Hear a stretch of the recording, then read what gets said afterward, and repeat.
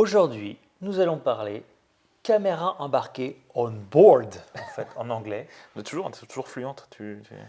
Voilà, je me la raconte un Ouais, petit non, mais peu c'est sur bien, c'est bien. l'anglais. C'est bien, c'est bien. Mais voilà, c'est le on-board, les caméras embarquées en MotoGP.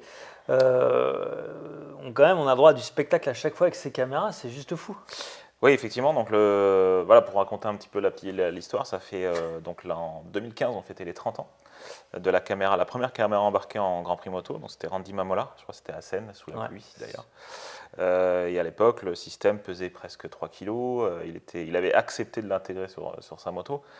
Et depuis, bah voilà, depuis que la Dorna a repris le championnat donc en 92, il y a eu, voilà, ça a eu de cesse de progresser. Et puis jusqu'à ce qu'on ait aujourd'hui les images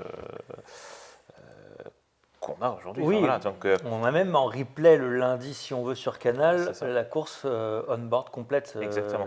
Le montage est super bien fait. Enfin, je trouve ça assez Exactement. dingue avec le son. Enfin, Bah oui, tout tout est, va bien. tout est, enfin voilà, donc c'est comme je disais, donc entre 92 et 2002, la Dorna sous-traitée, donc sur Ok. une entreprise française, une petite entreprise française spécialisée en caméra embarquée. Et depuis 2002, par contre, c'est la Dorna Qui gère tout ça. qui gère tout le développement des systèmes on-board de A à Z. C'est-à-dire, c'est même la conception des caméras, c'est la Dorna qui D'accord. le gère. Donc on est passé, comme je te disais, d'un produit à 3 kg entre Ouais. guillemets, entre 85 à 1,8 kg aujourd'hui.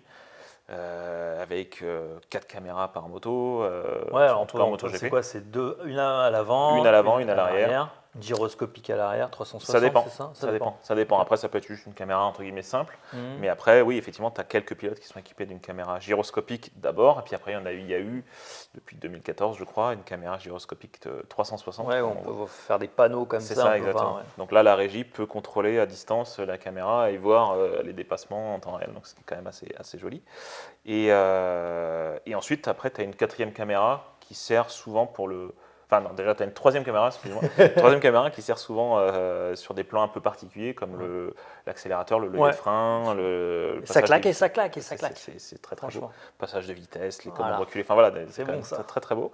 Et ensuite, une quatrième. Alors, en tout cas, jusqu'à il y a quelques années, c'était le cas. Hein, peut-être que c'est plus le cas aujourd'hui, mais il y a une quatrième caméra qui est utilisée par la Dorna juste pour ses tests en interne, notamment pour préparer l'avenir, c'est-à-dire pour tester des nouveaux plans, tester peut-être Ok. aussi des nouveaux produits. Ouais. Elle a toujours un cran d'avance sur ce qu'on voit aujourd'hui. Typiquement, D'accord. on sait que la Dorna aujourd'hui travaille sur d'autres produits, sur d'autres types de vues, sur d'autres types de caméras pour les années à venir. Donc il y a D'accord. toujours un travail permanent de R&D fait en tout cas par l'unité on-board de la Dorna.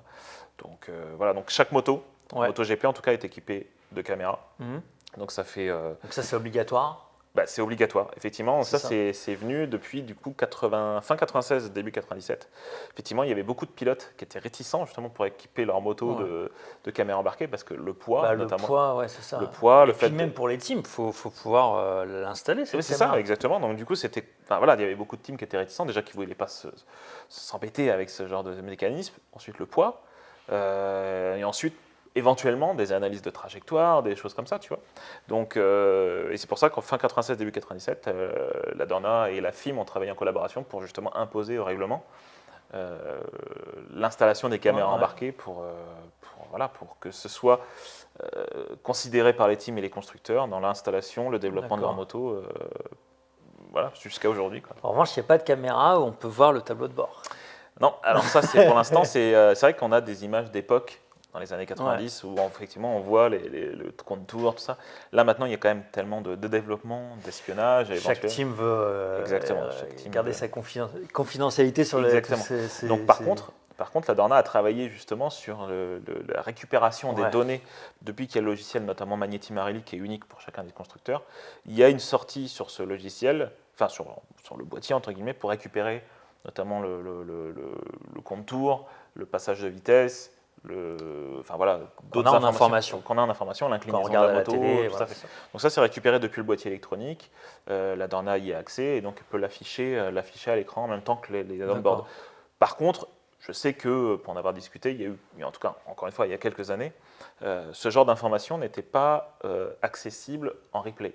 C'est-à-dire que c'était que du Oui, temps d'accord. réel, c'est-à-dire que Ok. tu l'avais sur le live, mais par contre, pour éviter justement tout ce qui est type d'analyse a posteriori des séances ou des courses, ce genre d'infos n'était pas récupéré Voilà. Mais pour la petite histoire aussi, la Dorna, avant de pouvoir récupérer les informations du boîtier électronique, faisait ça au bruit. Donc, Ouais, alors j'ai vu ça, je trouve ça incroyable. faisait ça au bruit, donc du coup, tu es capable de calculer un peu le nombre de tours minutes au bruit, la vitesse passée, tout ça. Et voilà, apparemment, On dirait un film américain, quoi. apparemment, il tombait Ok. juste, hein, parce que je sais qu'il y a une comparaison qui avait été faite, et Ouais. il tombait très très juste.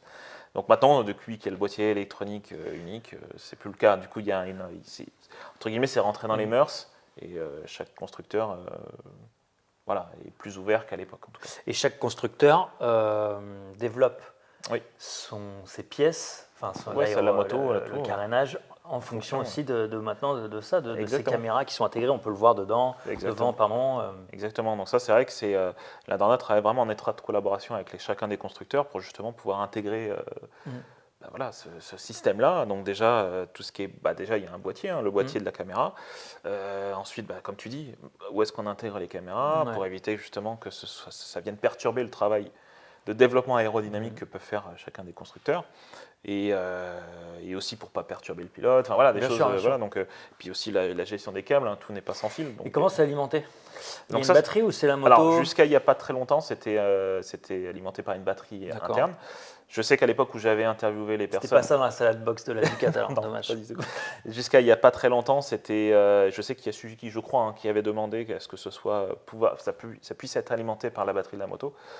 Je ne sais pas où est-ce qu'ils en sont aujourd'hui, parce que je sais que la Dorna veut un système qui soit autonome, qui ne soit pas dépendant de la moto.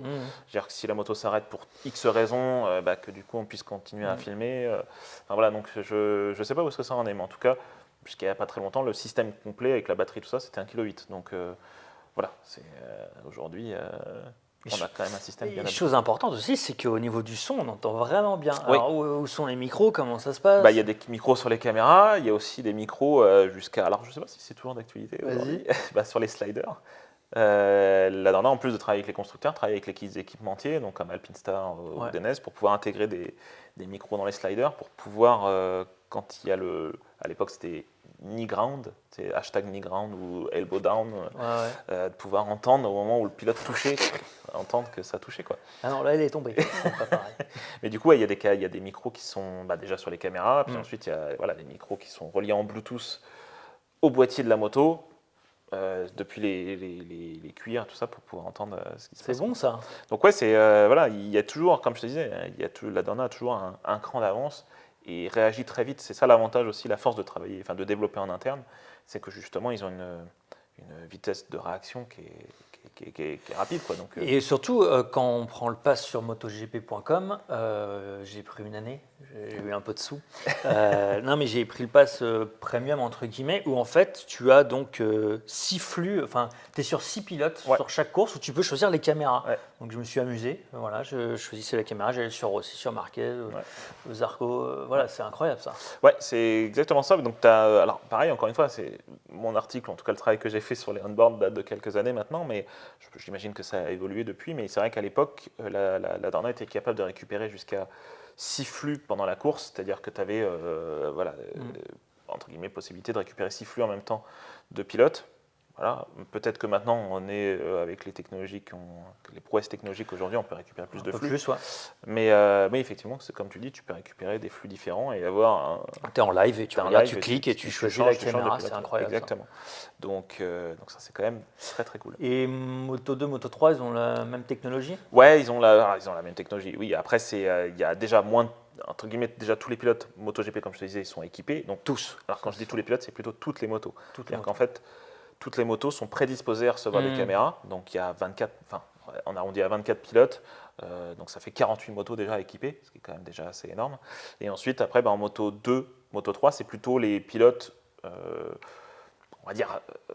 ceux qui jouent le titre, voilà, ceux qui jouent le titre, voilà, les prétendants à la couronne, voilà, la victoire, tout ça. Donc du coup, on choisit des pilotes. Des fois, ils tombent juste aussi, ils peuvent prendre un pilote qui... Voilà, qui n'est pas forcément prétendant à la victoire, mais qui, tiens, aujourd'hui, peut-être peut faire une performance. Donc, des fois, il y a une caméra, ça tombe bien, elle tombe sur lui, ou il y a justement un Sepang Clash, par exemple, dans les autres catégories. Du coup, tu vas tomber sur le bon truc au bon moment. Donc, oui, effectivement, il y a moins de caméras en Moto 2, Moto 3, mais pareil, c'est, encore une fois, tout est intégré dans le règlement, si tu veux, même si c'est la course au poids en Moto2, Moto3. Il y a aussi le règlement qui a évolué encore il y a quelques années pour pouvoir justement intégrer ou prendre en compte le fait qu'il y a à peu près 2 kilos de... Ça pose problème à personne. C'est aussi un super outil de communication pour les équipes, pour les pilotes. Hein. Bien sûr, bien sûr. Ça. Bah oui, tout. Enfin voilà, tu as une caméra embarquée, tu es capable de montrer le cœur de l'action, ce que les pilotes ressentent. Voilà, même pour nous téléspectateurs, c'est quand même incroyable de voir ce qui se passe. Et je rebondis maintenant, depuis quelques années, depuis peut-être 1 an ou 2, on a des caméras sur, on l'a vu sur des techniciens, il me semble, chez Ducati. Oui. Là, c'est vraiment intéressant de pouvoir... Oui, même sur les commissaires de piste. Et les commissaires de piste. Du coup, sur les endroits où il y a beaucoup de chutes, ouais. Effectivement, tu as un commissaire de piste qui est équipé de caméras embarquées. Et ouais, c'est vrai que ça permet encore d'avoir une autre immersion sur ce qui se passe.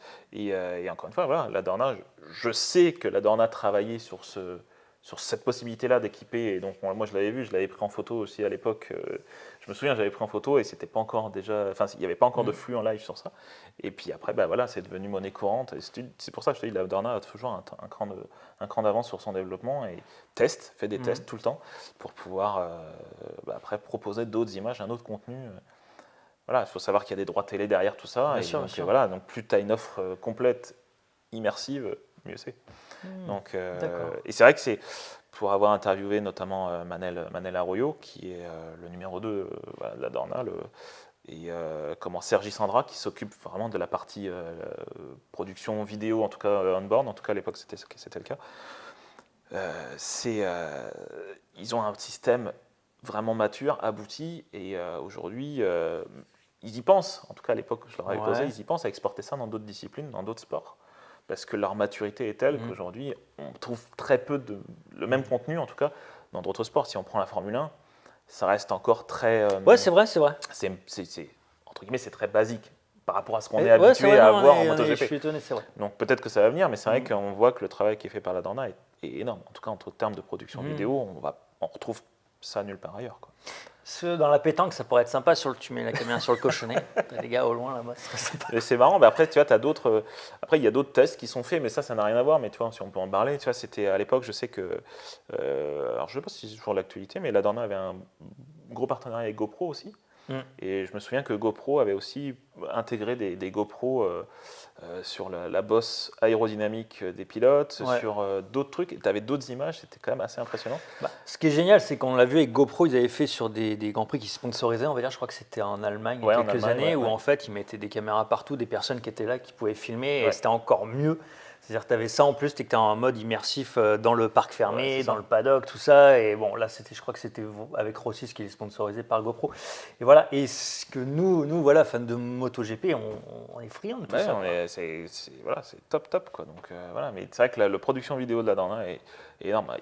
On pourra en parler pendant des heures. Tu vois, il y a d'autres tests qui sont faits. On voit il y a une tyrolienne qui est des fois mise sur la pit lane. Donc, tu as une caméra qui peut être à grande vitesse, qui peut suivre les pilotes déjà sur la ligne droite, mais aussi sur la pit lane. Enfin, il y a tellement de trucs, c'est juste incroyable, quoi. Donc c'est vrai que c'est hyper intéressant et c'est un sujet très très vaste. Si on se cantonne au on-board, là déjà aujourd'hui, on a un sujet. Peut-être qu'un jour on va se retrouver, c'est les spectateurs avec des caméras, ce serait sympa. Peut-être que ça serait récupérer des belles images aussi, quoi. Déjà, il faudrait des spectateurs, mais. On croise les doigts, les amis. Bon, en tout cas, on va profiter de ces images encore cette année, c'est cool. Oui, c'est clair. Merci Tom. Je t'en prie, avec plaisir. À bientôt. Bisous. Ciao. Salut.